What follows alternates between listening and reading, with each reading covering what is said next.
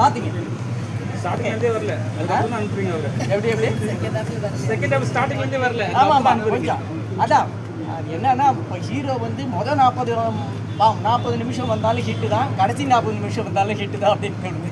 இப்போ லேட்டாக வந்தாலும் ஹிட்டு தான். ஓகே.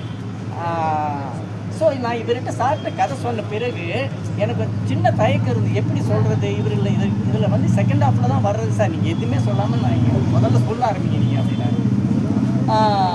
அப்படி சொன்னப்போ லாஸ்ட்டில் 40 நிமிஷம் தான் வராது அப்படின்னா இவர் எதுவுமே சொல்லலை, கதை சொல்லுவோம் சூப்பராக இருக்குது சார், நீங்கள் பிச்சைக்காரன் சொன்னப்போ என்ன ஃபீலோ அந்த ஃபீலோடு நான் இருக்கேன், நான் இந்த படத்தில் நான் பண்ணுறேன், அது இல்லாமல் நானே ப்ரொடியூஸ் பண்ணுறேன்னு சொல்லி வராரு.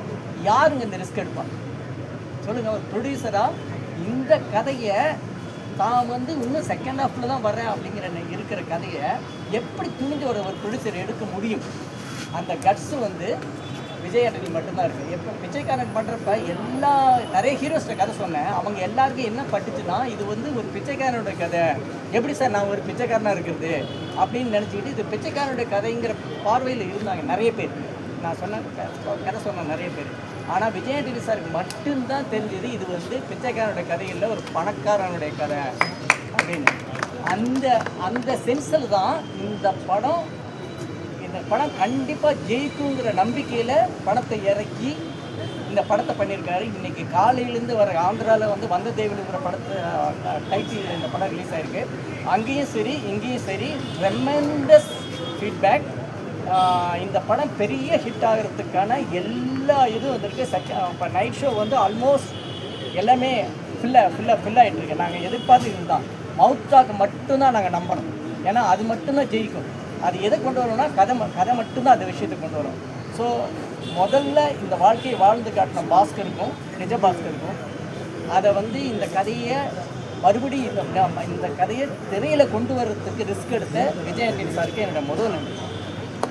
ஒரு ஆர்டிஸ்ட் வேணுமே அப்படிங்கும்போது எனக்கு சுவாசிக்க லப்பர் பந்தை தவிர எனக்கு அப்போ தான் லப்பர் வந்து அடித்து என் முதுகில் அடித்து திரும்பி பார்த்தா இவங்க நின்றுருந்தாங்க, சுவாசிக்க நின்றுருந்தாங்க. நேராக அவங்கக்கிட்ட மட்டும்தான் போய் சொன்னாங்க கதை.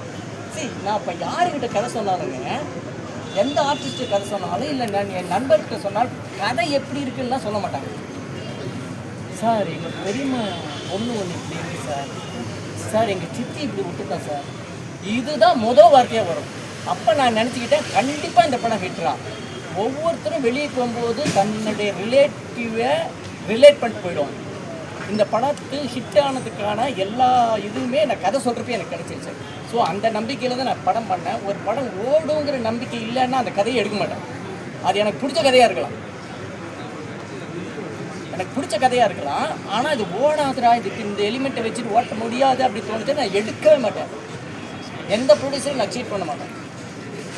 அந்த நம்பிக்கையில் நான் எடுத்திருக்கேன். அதுக்கு கரெக்டான ஆர்டிஸ்ட்டாக ஒரு செல்விங்கிற கேரக்டரில் பண்ணுறது எனக்கு சரியான ஒரு ஆர்டிஸ்ட் கிடச்சாங்க. Thank you so much. இதுக்கப்புறம் அஜய் ஒரு